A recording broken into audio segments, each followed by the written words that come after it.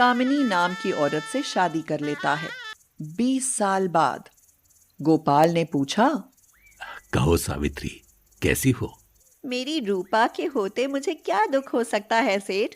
बहुत प्यार करती है मुझसे। तो लड़की तुम्हारे लिए खुशकिस्मत निकली।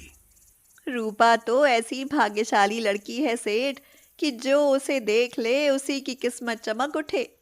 यह सुनकर गोपाल बहुत खुश होता है और मन ही मन सोचता है, तो लड़की का नाम रूपा रखा है सावित्री ने। भगवान करे सावित्री की बात सच हो और रूपा को कोई अपशकुनी या अभागी ना कह सके। यह कहकर गोपाल चलने लगता है, मगर तभी सावित्री उससे कहती है, 20 साल बाद मेरे घर आए हो सेठ, क्या आज भी लड़की को बिना देखे ही लौट जाओगे?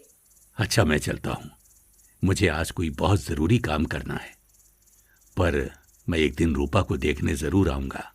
इन 20 सालों में गोपी पैसा तो खूब कमाता है और शादी भी करता है, मगर संतान का मुंह नहीं देख पाता। इसीलिए एक दिन कामिनी गोपी से कहती है, आपने बताया था कि आपकी पहली पत्नी से एक लड़की है, क्यों ना हम उसे ले आएं? घर में कोई तो माँ बाप कहने वाला हो। कामिनी की यह बात सुनकर गोपी भड़क उठता है और उसे अपनी जलती हुई दुकान और मरी हुई पत्नी की याद हो आती है। अरे नहीं नहीं, उस अपशकुनी अभागी का नाम मत लो मेरे सामने, उसकी तो मैं कभी शक्ल भी नहीं देखूंगा। कुछ दिन बाद गोपी अपने कारोबार के सिलसिले में एक दूसरे शहर जा रहा होता है, तो अचानक ही उसे तेज बुखार हो जाता है और उससे कार नहीं चल पाती। वह एक जगह कार रोक लेता है और आवाज लगाता है, पानी पानी, कोई मुझे पानी पिलाओ। जब गोपी पानी पानी कहकर पानी के लिए तड़प रहा था, तभी वहां रूपा आ जाती है और पूछती है, अरे आपको क्या हुआ बाबूजी?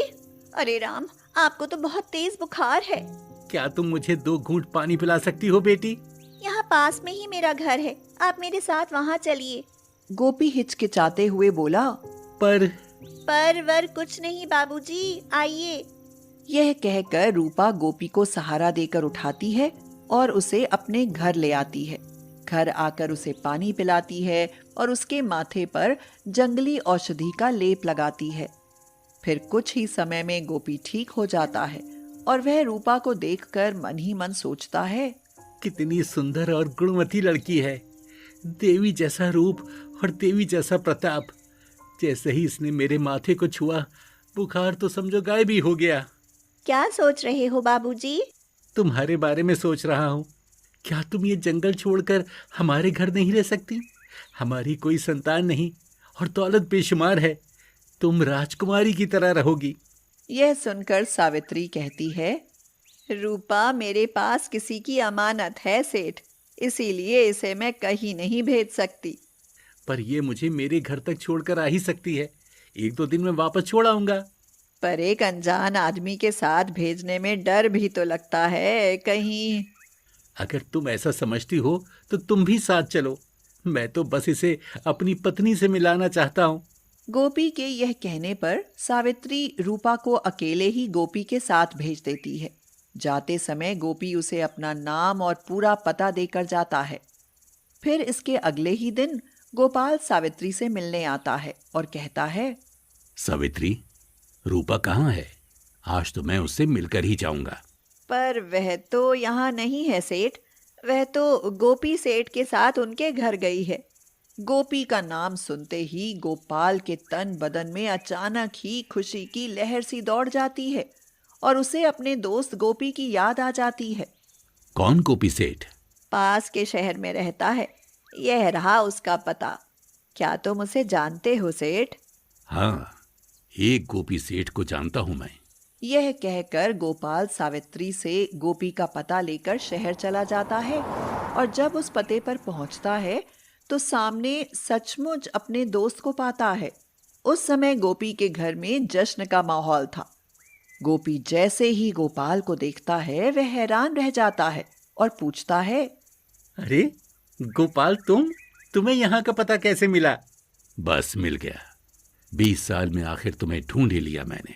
सुनाओ दोस्त, कैसे हो और ये जश्न कैसा? आज मेरी नई फैक्ट्री को चलाने की मंजूरी मिली है, कई साल से कोशिश कर रहा था, पर सरकार की तरफ से मंजूरी नहीं मिल रही थी। तभी रूपा उधर आ जाती है और उसे देखते ही गोपी कहता है, गोपाल, जानते हो ये मंजूरी किसके भाग्य से मिली? इस रूपा के भाग्य से। इसने जैसे ही मेरे घर में कदम रखा, मेरा तो भाग्य खुल गया। यह सुनकर गोपाल को गोपी पर बड़ा तरस आता है और वह मन ही मन सोचता है, कैसा मूर्ख आदमी है, कल जिसे अभागी और मनहूस समझकर मेरी झोली में फेंक आया था, आज उसी के भाग्य के गुण गा रहा है।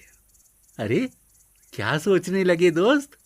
यही दोस्त कि जिसे कल तक तुम मनहूस और अभागी समझते थे, जिसकी शक्ल तक देखना पसंद नहीं करते थे, आज वो तुम्हारे लिए भाग्यवती कैसे बन गई? तुम कहना क्या चाहते हो गोपाल? यही कि रूपा तुम्हारी ही बेटी है। मैंने और सावित्री ने तो बस इसे पाला है। यह सुनकर गोपी को अपनी भूल का एहसास हो जाता है और वह रूपा को गले से लगाकर अपनी करनी पर पछताता है। फिर गोपाल से माफी मांगते हुए कहता है, मुझे माफ करना दोस्त। मैं समझ गया कि किसी भी होनी अनहोनी का जिम्मेदार कोई आदमी नहीं होता, बल्कि सब हमारे भाग्य का खेल होता है। मुझे माफ कर दो दोस्त, मुझे माफ कर।